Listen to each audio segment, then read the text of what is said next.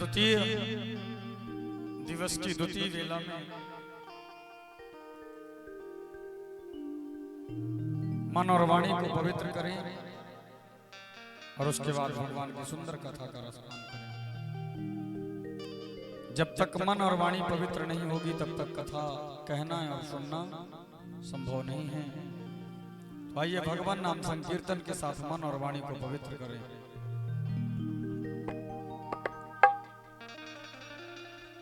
मेरो राधा रमण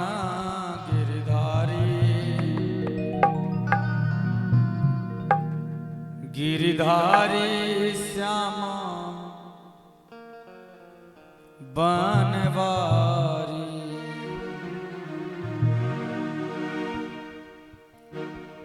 मेरो राधा रमण गिरिधारी। और सब लोग कीर्तन किया करें। 2 क्षण का संकीर्तन सब लोग किया करें, सब लोग बोला करें। मेरो राधा रमण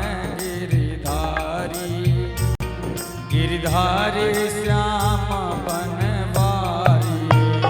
मेरो राधा रमण गिरिधारी गिरिधारी श्याम बनवारी। मेरो राधा रमण गिरिधारी गिरिधारी श्याम बनवारी। मेरो राधा रमण गिरिधारी गिरिधारी श्याम बनवारी। गिरिधारी श्याम बनवारी। गिरिधारी श्याम बनवारी। गिरिधारी श्याम बनवारी। गिरिधारी श्याम बनवारी। मेरो राधा हरि बोल। मेरो राधा रमण गिरिधारी गिरिधारी श्याम बनवारी। मेरो राधा रमण गिरधारी गिरधारी श्याम बनवारी। गिरिधारी श्याम बनवारी। गिरधारी श्याम बनवारी।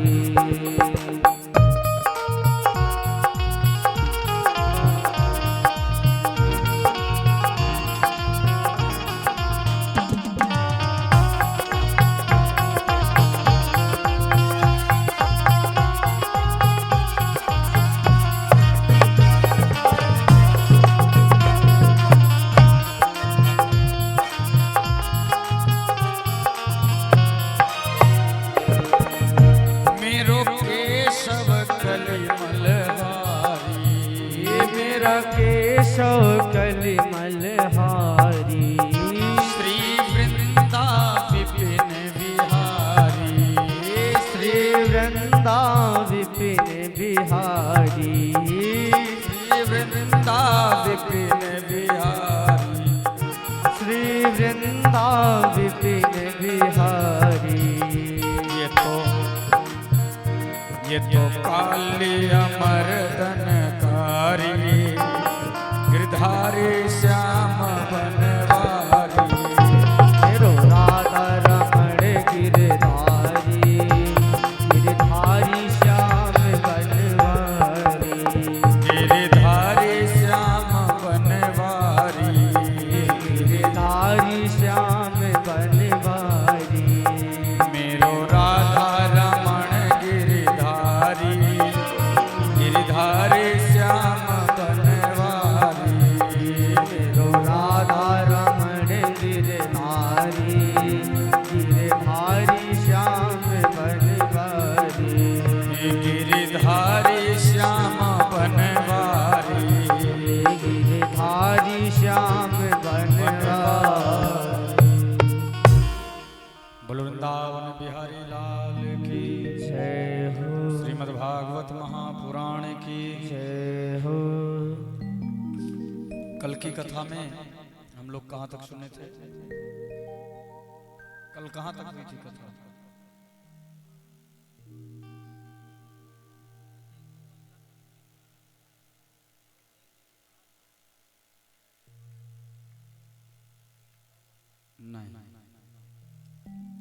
कथा सुनना बहुत सरल है, बहुत सरल है सुनना। कहना भी बहुत सरल है कि आज हमने सब सुना महाराज है, कल आपने कहा था।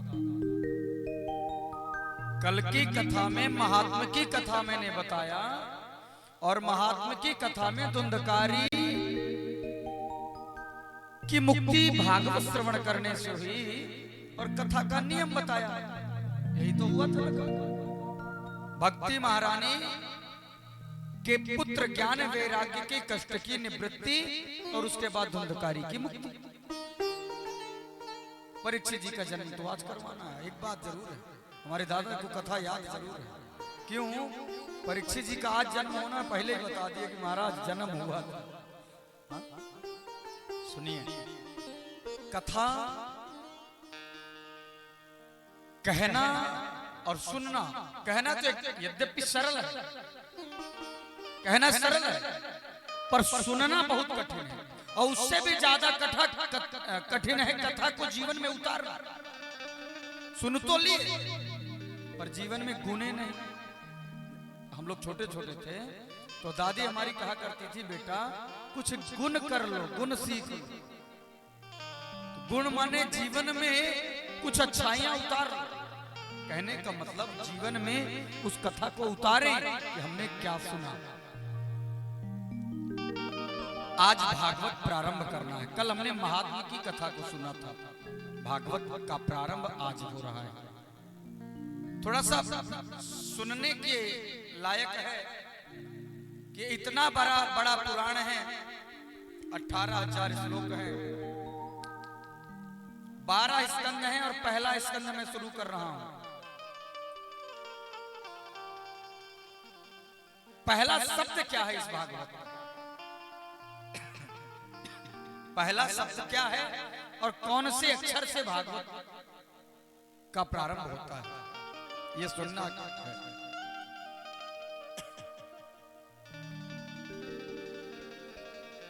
पहला श्लोक सुनिएगा और ये ध्यान करिएगा कि इस श्लोक में आदरणीय व्यास जी ने किसका नाम लिया है। ये भागवत किसकी है? हम लोग घरवा बनवाते, उसमें लिखवा देते श्री गणेशाय नमः। किताब, अरे किताब की बात छोड़िए, हम राशन की पर्ची लिखते हैं किराना की, तो उसमें लिखते हैं ऊपर श्री गणेशाय नमः। लेकिन ये श्रीमद् भागवत पुराण लिखी गई तो इसमें किसका नाम लिया गया? पहले ये भागवत किसकी है?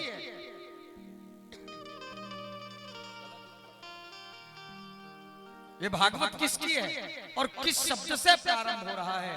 और पहला श्लोक सुनिएगा। जिसने जीवन में भागवत का पहला श्लोक याद कर लिया, पहला श्लोक समझ लिया, समझिए पूरी भागवत उसके जीवन में उतर गई। आइए सुनते हैं। जन्माद्यस्य यतोऽन्वयादितरतस् चार्थे स्वभिज्ञः स्वराट् तेने ब्रह्म हृदयादि कवये मुह्यन्ति सूरया तेजो वारि मृदां यथा विनिमयो यत्र त्रिसर्गो मृषा धाम्ना स्वेन सदा निरस्तकुहकम् सत्यम परम धीमहि। यह भागवत जी का पहला श्लोक। पहला अक्षर क्या है? वर्णाक्षरी में 36 वर्ण है, का से ज्ञात है। लेकिन पहला अक्षर आदरणीय व्यास जी ने जब भागवत जी की रचना प्रारंभ किया तो सबसे पहले कौन सा शब्द उच्चारित किया? जाकार। जन्माद्य से, जाकार से भागवत का प्रारंभ होता है। आखिर वर्णाक्षरी में 36 वर्ण है, और भी तो कोई लिया जा सकता था। का से ज्ञातक में और भी तो कोई शब्द रखा जा सकता था। आखिर जा ही क्यों रखा?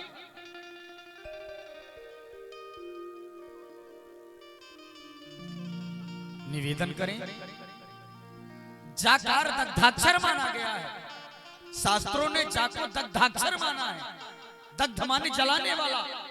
तो ये जाकार से प्रारंभ होता है, अर्थात इस कथा के प्रारंभ होते ही दग्ध हो जाते हैं। क्या दग्ध माने जलना, जल जाते हैं। क्या जल जाते हैं? कलयुग की कलुषित प्राणियों के कलुषित पाप जल जाते हैं। तो जाकार से भागवत का प्रारंभ होता है, जाक्षर से। और पहला शब्द क्या बना जा से? जन्म। जन्म शब्द से भागवत प्रारंभ हो रही है। जन्म शब्द से भागवत का प्रारंभ है। ये जीवन में हमारा जन्म होता है, उसी दिन से हमें भागवत में उतर जाना चाहिए। कहने का अर्थ है जिस दिन से हमारा जन्म हुआ और जन्म से मृत्यु तक ही हमारे भागवत होते हैं।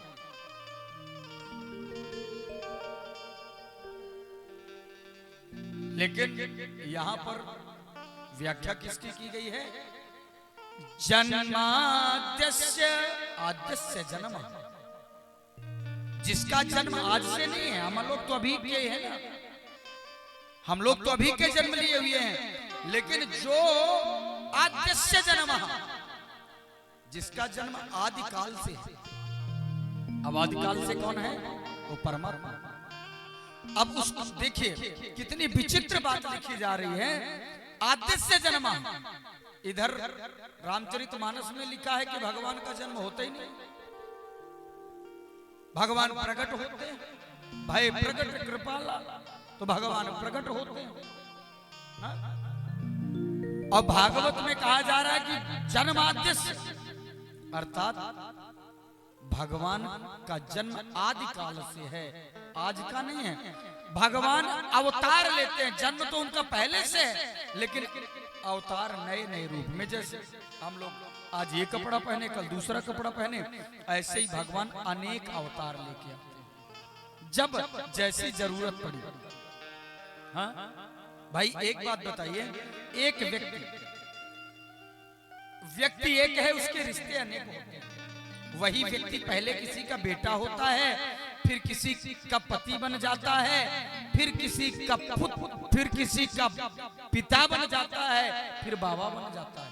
हाय, व्यक्ति एक ही, उसके रिश्ते अनेक हो जाते हैं। ऐसे ही भगवान जो है वो कैसे हैं?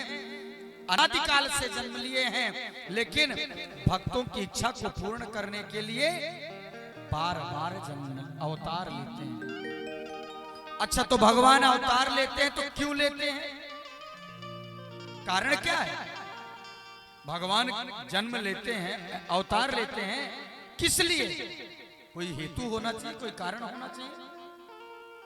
गोस्वामी तुलसीदास जी ने लिखा कि विप्रधेनु सुर संत हित लीन है मनोज अवतार।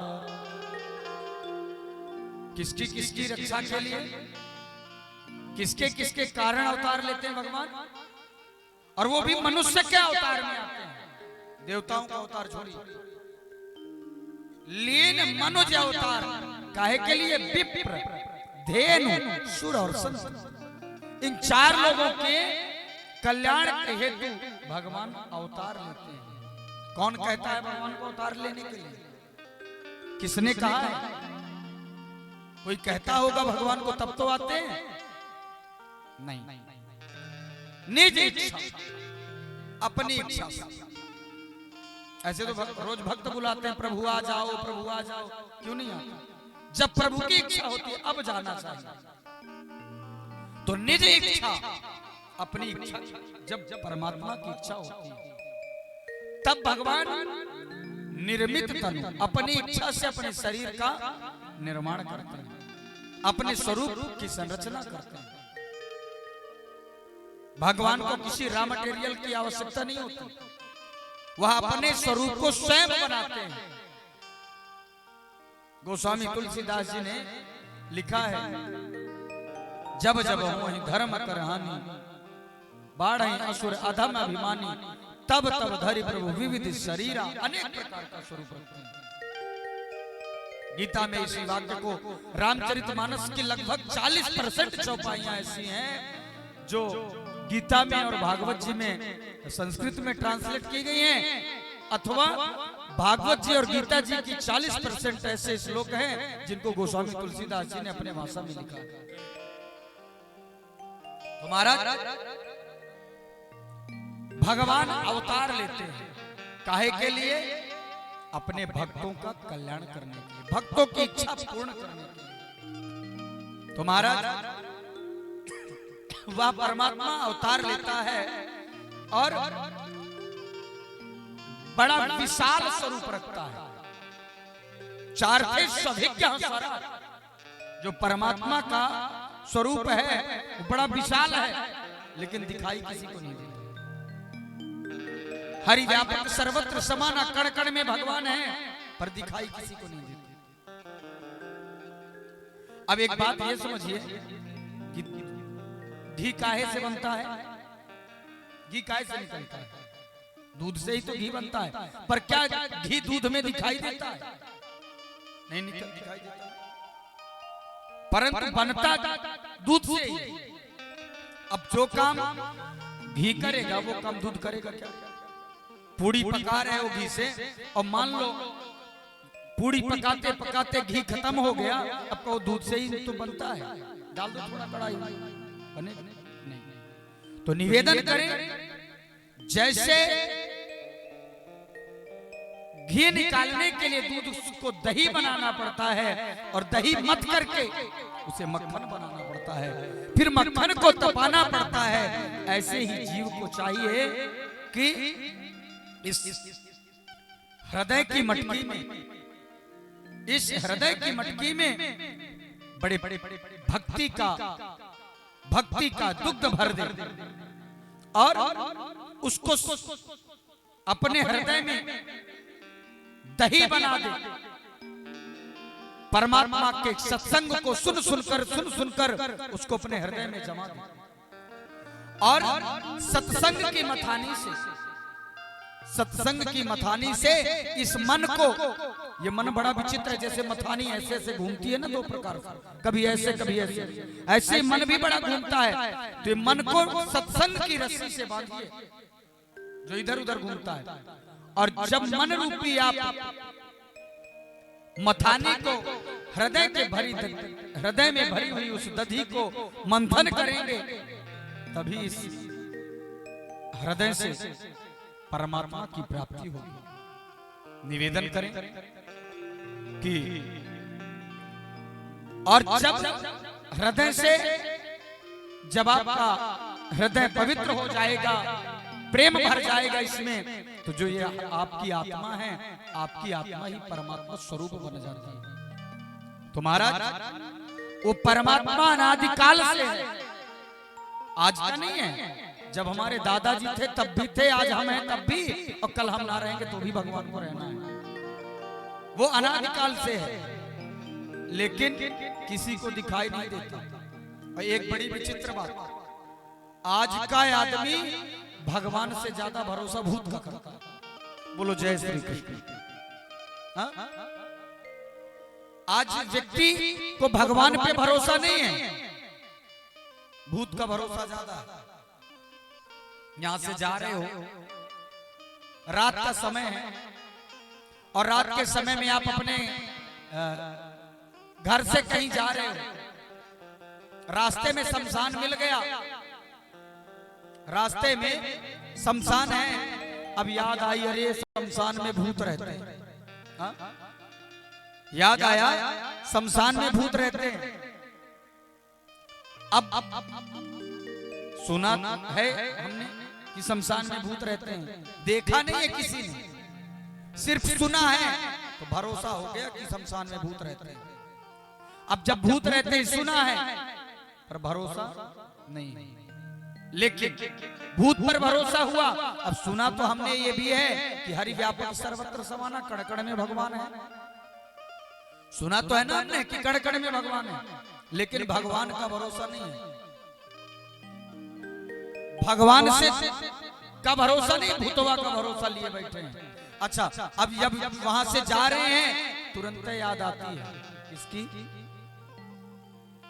अब हनुमान चालीसा की याद आई, और हनुमान चालीसा में एक लाइन याद आई,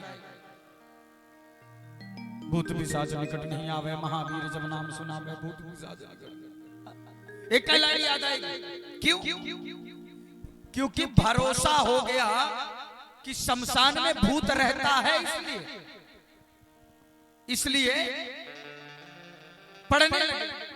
अरे भरोसा यदि होता कि कण कण में भगवान है तो क्या भगवान नहीं मिलते? लेकिन अब लाइन पढ़ने लगे, भूत पिशाच निकट नहीं आवे। और मान लो यही समय जैसे आजकल हवा चलती रहती है, और आजकल हवा जब चलती है तो पता नहीं क्या क्या उड़ा ले जाए। तो जब किसी की मृत्यु होती है वहां उसके अपने कपड़े सब फेंक आते हैं शमशान में। और मान लो कोई कपड़ा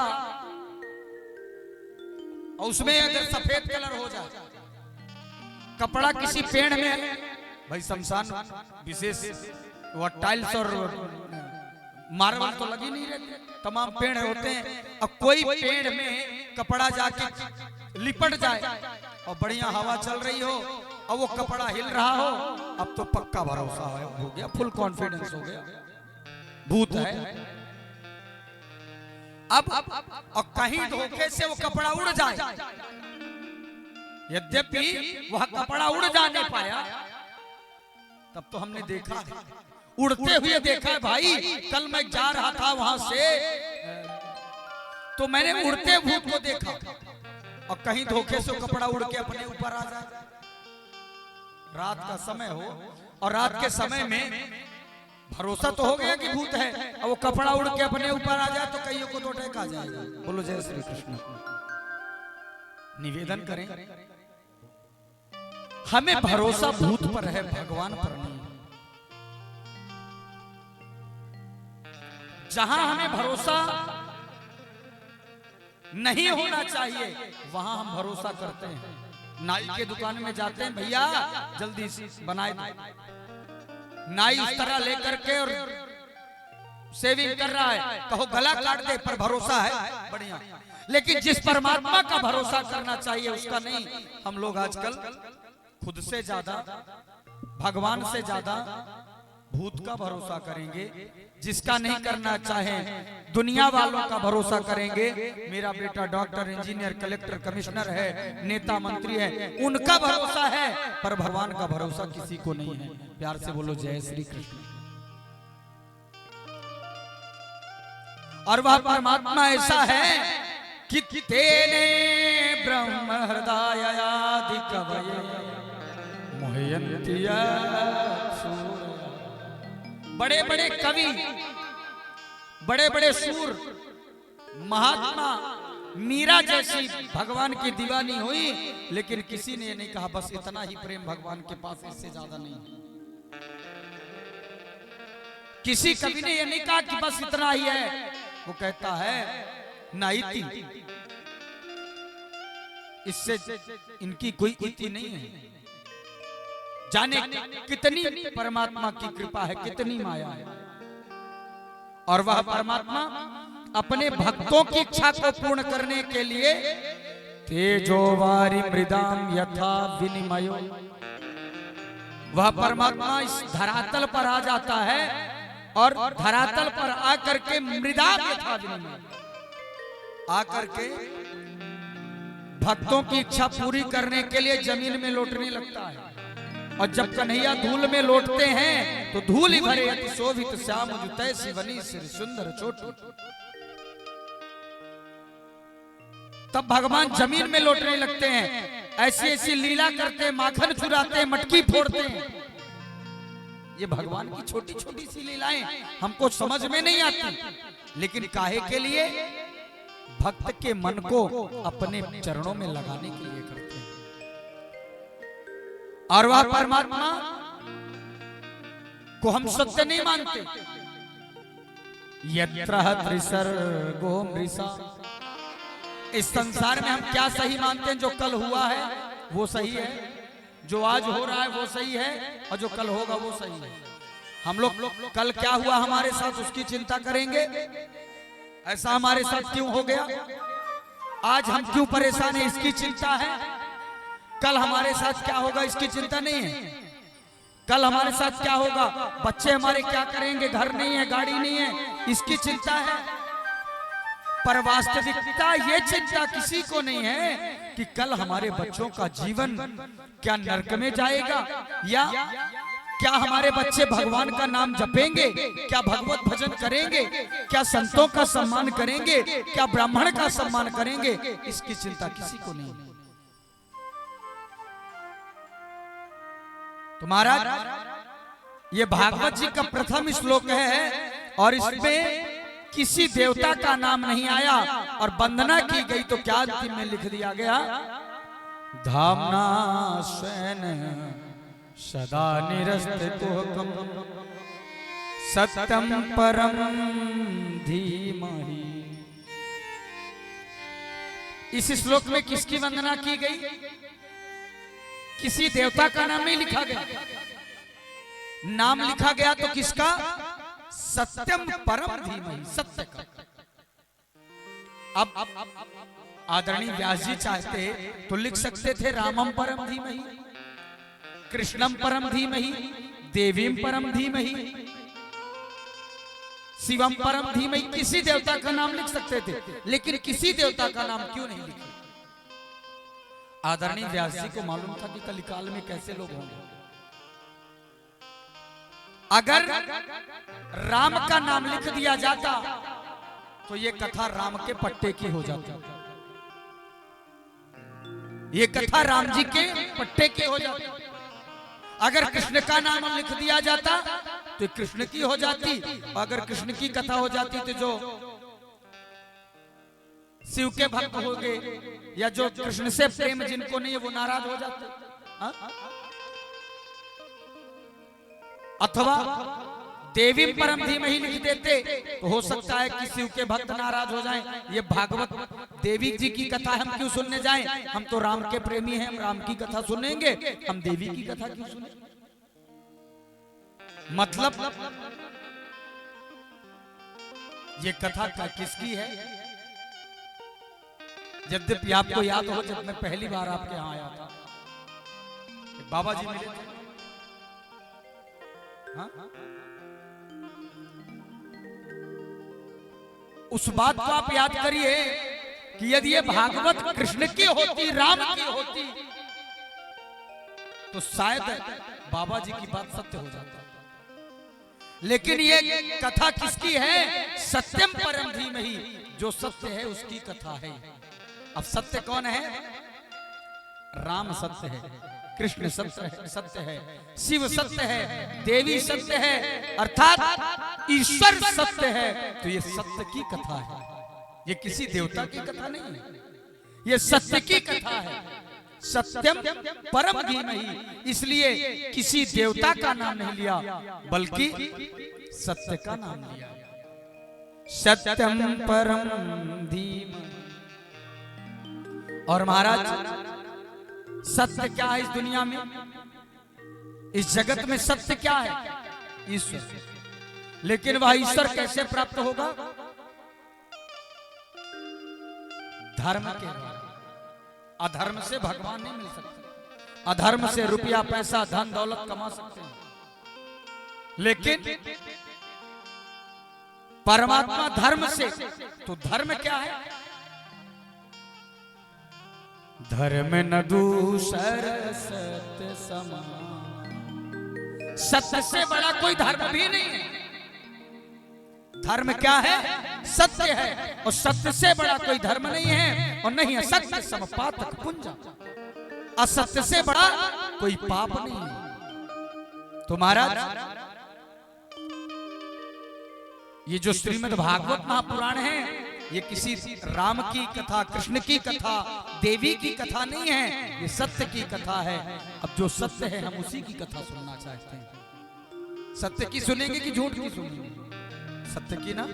तो ये कथा सत्य की है। तो महाराज ये क्या है, ये भागवत है क्या, बड़ा सुंदर लिखा। निगम कल्पितरो गलितम फलम सुख मुखामृत द्रव संयुत पीबत भागवतम रस मालयम मोरहो रसिका भुवि भावुका। ये श्लोक जो है ना बड़ा सुंदर है, पूरी भागवत का तत्व इसमें बता रहा है। क्या कह रहा है ये भागवत? क्या है? निगम कल्प तरोर गलितम फलम। ये भागवत है निगम कल्प। एक वृक्ष होता है कल्प वृक्ष, स्वर्ग में पाया जाता है। कल्प वृक्ष का प्रताप होता है, प्रभाव होता है, उसके नीचे बैठकर जो कल्पना करो वो मिलेगा। मतलब बैठ के कल्पना करना पड़ेगा। लेकिन ये भागवत ऐसा, ये भागवत ऐसा नहीं है। ये भागवत के पास कल्पना भी नहीं करना पड़ता। इस भागवत के पास कल्पना भी नहीं करना पड़ता, अपने आप सब कुछ मिल जाता है। और वो मिल जाता है जो धन से नहीं मिलता, जो तन से नहीं मिलता, बल्कि जो मन से मिलता है। अर्थात निगम कहते हैं वेद को। निगम माने वेद। तो भागवत को पंचम वेद बताया गया है। तो महाराज वेद रूपी वृक्ष का फल है गलितम फलम। गलितम माने पका हुआ। वेद रूपी वृक्ष का पका हुआ फल है श्रीमद् भागवत। पका हुआ है, क्या गारंटी है कि पका है? अब फल जो होता है एक पका होता है, एक कच्चा होता है। अब पके हुए फल की और कच्चे फल में अंतर क्या है? पका हुआ जो फल होता है, अच्छा इसमें भी एक अंतर और है, एक पका होता है, एक पकाया होता है। तो जो पका हुआ होता है, जो पका हुआ होता है वो स्वयं डाली से गिरता है। जो पका हुआ है वो स्वयं गिरता है। और जो पकाया हुआ है, जो पकाया हुआ है उसे तोड़ा जाता है, फिर तोड़ करके पकाया जाता है। बोलो जय श्री कृष्ण। क्या बात है। छोटू भैया जी आज हमारे, एक बार जोरदार तालियां बजा दे भाई।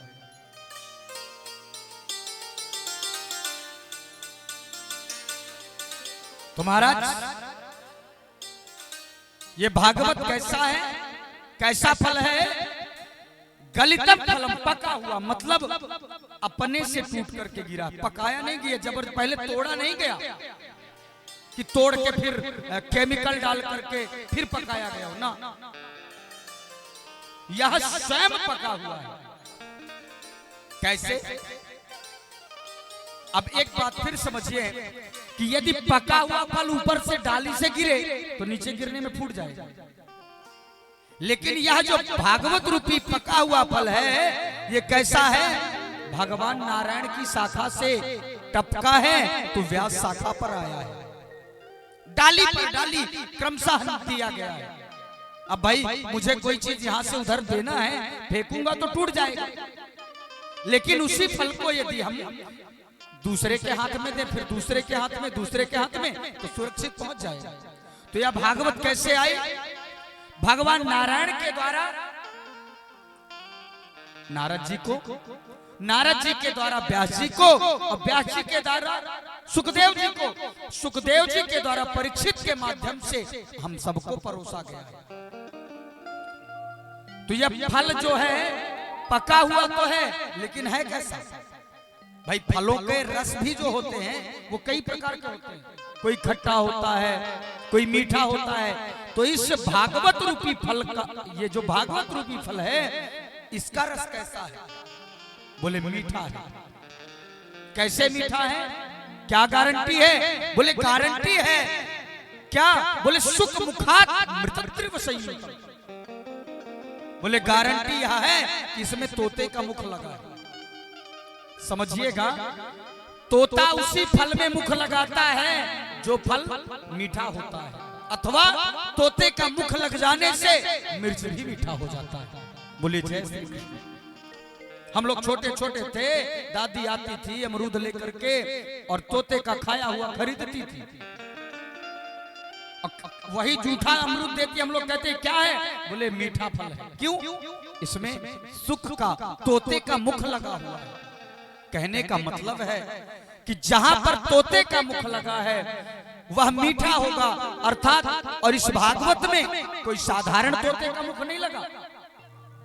गोलोक में राधा रानी की गोद में खेलने वाले परमहंस सुखदेव जैसे परमहंस ज्ञानी तोते का मुख लगा है। तो यह भागवत रूपी जो फल है ये कैसा है? बड़ा ही रस भरा और मीठा रस भरा है।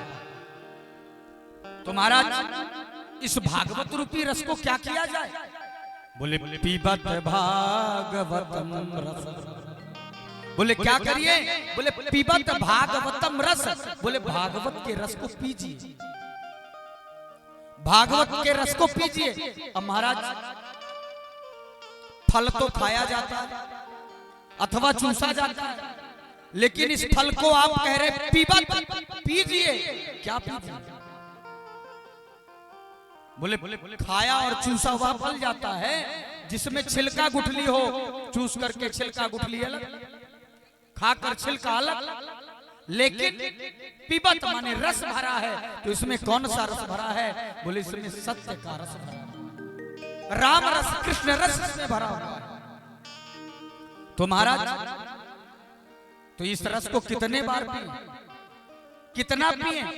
बोले आलयम, इतना भरा है जितना पियो खत्म होने वाला नहीं। अब सच्चा भागवत का श्रोता कौन है? सच्चा भागवत का श्रोता कौन है? ध्यान दीजिएगा।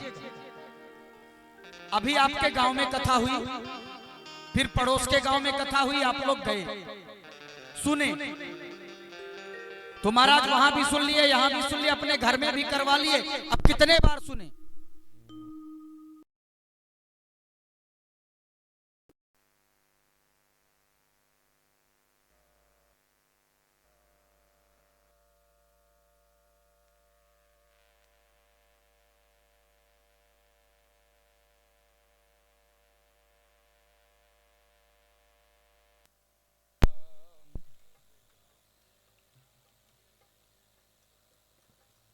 राम जय राम, जय जय राम।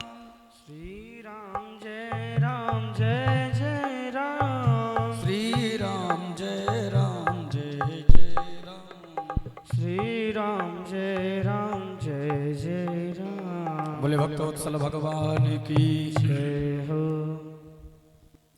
अब माना कि आपने कथा सुन लिया, आप लोग तीनों भाई कथा सुन रहे हैं, और आप कल कहें कि हमको क्या करना है सुन के, हम सब जानते हैं, हम अपने घर में करवा लिए, अब क्या करना है, गांव में कथा हो रही है, हम क्या करेंगे जाकर? इसका मतलब आपने कुछ भी नहीं सुना। पानी पीने से प्यास बुझती है, लेकिन कथा सुनने से आस जगती है। कथा सुनने के बाद यदि हमको कथा से प्रेम नहीं हुआ, अर्थात कथा सुनने की तलब नहीं जागृत हुई, हर किसी को कोई ना कोई इच्छा जागृत होती है, मैं ये बन जाऊं, मैं ये कर लूं, मैं ये कर लूं। और आपने कथा सुना, और कथा सुनने के बाद आपके मन में यदि कथा से प्रेम नहीं हुआ, आपको उस भगवान के सुंदर लीलाओं से प्रेम नहीं हुआ, इसका मतलब आपने कुछ सुना नहीं, सिर्फ दिखावा किया। निवेदन करें, कथा का जो सच्चा श्रोता होगा वो ये नहीं देखता कि मेरा इनविटेशन आया, कार्ड आया है कि नहीं। कथा का श्रोता कार्ड को नहीं देखता। दूरे हरि कथा के चित, दूरे अच्युत कीर्तना। भगवान का जो प्रेमी होगा वो चाहे शूद्र के यहाँ कथा हो रही हो, चाहे पंडित जी के यहाँ हो रही हो, चाहे ठाकुर साहब के यहाँ हो रही हो, और चाहे दुश्मन के यहाँ हो रही हो, जो कथा का प्रेमी होगा वो कथा से प्रेम करता है, उसे कथा से मतलब होता है। तो महाराज पीबत भागवतम रस, जो कथा का प्रेमी हो जाता है वो जहां कथा होती है अपने आप पहुंच जाता है। और एक बात याद रखिए, मैंने कल भी निवेदन किया था, जो कथा में कार्ड से जाता है, जो कार्ड पाकर जाता है उसको 50% फायदा मिलता है, और जो बिना बुलाए, जिसको कार्ड नहीं दिया गया, बिना बुलाए आता है, उसको 100% फायदा मिलता है कथा सुनने का। बोलो जय श्री कृष्ण। भैया लोग, लगता छोटू भैया के पास कार्ड गया, बाकी लोग नहीं गया। भैया लोग खुश हो गए कि चलो हमको महाराज पूरा मिल रहा है। निवेदन करें, कथा ये किसको फिर सुनाई जाती है किसके लिए? पैसे वाले के लिए, धन वाले के लिए, जमीन वाले के लिए? ध्यान दीजिए, दो लोगों का व्यास जी ने नाम लिखा है। किसका किसका? बोले रसिका भुवि भावुका, रसिका भावुका, अर्थात जो कथा का रसिक है। अरे भाई, जिसको प्यास लगी है वो पानी के महत्व को समझेगा, भूख लगी है भोजन के महत्व को समझेगा, और जिसको नहीं है, जिसको भूख नहीं लगी है, 56 भोग परोस दो, उसमें भी कमी निकाल देगा। प्यास नहीं है, अब गर्मी का समय है, प्यास जिसको लगी है वो नदी में पानी बहते देखा, नाले में देखा, प्यास लगी है, जान जा रही है, पानी पिएगा। लेकिन नहीं है, आप फिल्टर करवा के ले आओ, बिल्कुल अमृत लेके आओ। भैया पानी पी लो, कहां से लाए हो? अरे भैया ये अमृत है। अरे लाए कहां से? छान के लाए हो? बिना छान के? ठंडा है कि गर्म है? खारा है कि मीठा है? इतने प्रश्न करेगा। क्यों? क्योंकि उसको प्यास नहीं है, और जब तक प्यास ना होगी वो पानी के महत्व को समझेगा क्या? इसीलिए कथा में दो लोगों को बुलाया है आदरणीय व्यास जी ने, रसिका भुवि भावुका, जो कथा का रसिक है और भावुक है, जिसे गोविंद से प्रेम है, जिसे कथा से प्रेम है, ये कथा उसके लिए है, पैसे वाले के लिए नहीं। पैसे वाले को कथा नहीं समझ में आता। और महाराज, तो ये कथा जगत में कैसे आई है? बड़ी सुंदर कथा कही गई। एकदा तुमुनया प्रातर हुताग्नया सत्कृतं सूतमासीनं पपृच्छादुजमादरा। ये भागवत धरती पर कैसे आई, हम सबको कैसे मिली? एक बार की बात, एक नारद जी थे। नारद जी समझते हैं? नारद जी को जानते हैं कि नहीं जानते हैं? आपके गांव में होंगे, हैं? नहीं है। वैसे प्राय लोग कह देता, अरे महाराज जी, अरे वो तो बहुत है नारद है। पर ये गलत बात कहते हैं लोग। नारद शब्द, नारद जी को तो बदनाम किया जाता है। नारद का अर्थ क्या है? नारम ज्ञानम ददाति सह नारद, जो मनुष्य को ज्ञान दे वह नारद, अथवा नरस्य अज्ञानम यदि खंडयति सह नारद, जो मनुष्य के अज्ञान रूपी अंधकार को समाप्त करे वो नारद। पर हमारे वृंदावन की कहावत है, जाकी बात न होवे रद्द भाई कहें हम सब नारद। जिसकी बात ना देवताओं के यहाँ रद्द हो और ना दानवों के यहाँ रद्द हो, वो नारद। अथवा संत लोग तो कहते हैं, जो जीव को ब्रह्म से मिलवा दे वो होता है नारद। महाराज, एक दिन नारद जी के मन में विचार आया कि हमने शिव पार्वती को आज तक कभी झगड़ा करते नहीं देखा। अब आप लोगों की भाषा में है। नारद जी ने विचार किया कि जब देखे लक्ष्मी नारायण का झगड़ा होता है, जब देखे ब्रह्मा ब्रह्माणी का झगड़ा होता है, शिव पार्वती का कभी झगड़ा नहीं हुआ। नारद जी कहते हैं चलो आज चलते हैं झगड़ा करवाने। नारद जी गए कैलाश। अब ध्यान से सुनिएगा, भागवत जी में सब चीजों को बताया गया है, झगड़ा करवाने वाला आदमी कैसा होता है। हाँ जी, सबसे पहले तो ये बात याद रखिए, जो आपके सामने दिन भर आपकी बड़ाई करे और दूसरे की बुराई करे वो सबसे बड़ा आपका शत्रु वही है। और लोगों की आदत होती है हमारे सामने हमारी बड़ाई और बाद में बुराई, ये लोगों की आदत है। ऐसे व्यक्ति से सतर्क रहना चाहिए।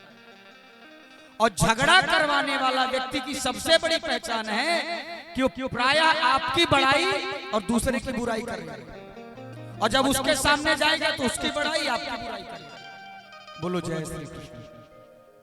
हाँ? एक बात जरूर होती है उसमें, जब दोनों सामने रहेंगे तो कभी नहीं बोल सकता। जब दोनों सामने होते हैं कभी नहीं बोलेंगे। ऐसे लोगों से सतर्क रहना चाहिए। तुम्हारा नारद जी आज माता पार्वती के पास पहुंचे, और कब पहुंचे? जब भोलेनाथ समाधि में बैठे थे। भोलेनाथ समाधि में बैठे हैं। अब नारद जी पहुंचे, माता पार्वती ने स्वागत किया, आइए देवर्षि। क्या बात है, बहुत दिनों से आप दिखाई नहीं दे रहे हैं, कहां थे आजकल? नारद जी ने कहा क्या बताएं, आजकल किसी के यहाँ जाते नहीं। काहे? क्या कारण है? बोले किसी के घर जाओ वो आपस में झगड़ा करते, कौन है पंचायत वाले, छोटी छोटी बातों में झगड़ा करते रहते हैं। माता अब प्रायः माताओं से यदि कोई बात कह दिया जाए, लौलाच वाले अपने लिए ना समझिएगा, हम अभी जो भी कथा करें वो आप लोग अपने लिए नहीं समझना, बाहर की बात करते हैं, ठीक है? कोई बात यदि चौराहे तक या गांव में फैलाना है तो एक बार माताओं से कहते हैं, और उसके बाद कहीं ये कह देने पाया आपने कि मैं तुमसे बताया हूं, तुम किसी से कहना मत, फिर देख ले वो बात चौराहे में जाने में देर नहीं लगेगी। महाराज आज बाबा समाधि में बैठे हैं और नारद जी माता पार्वती से कहते हैं झगड़ा होता है इसीलिए किसी के घर नहीं जाता। कौन झगड़ा करता है? बोले ब्रह्मा ब्रह्माणी लक्ष्मी नारायण, जब देखे झगड़ा करते रहते हैं। अच्छा क्यों? बोले झगड़ा इनमें पति पत्नी में इसलिए होता है कि पति पत्नी से बात छिपाती है और पत्नी पति से बात छिपाती है, और यही भेद का कारण है। हाँ? यही झगड़े का कारण है। बोलो जय श्री कृष्ण। पानी लेके आए थे क्या? बोलो वृंदावन बिहारी लाल की। देखिए यज्ञ में जलवृष्टि होना साधारण बात नहीं, कोई मौसम नहीं था अभी तक, और ठाकुर जी की बड़ी कृपा है। वैसे मेरे जीवन का रिकॉर्ड है कि आज तक कहीं भी कथा करने गए हों, चाहे 2 मिनट बरसे पर भगवान भी मानता नहीं। बोलो वृंदावन बिहारी लाल की जय हो।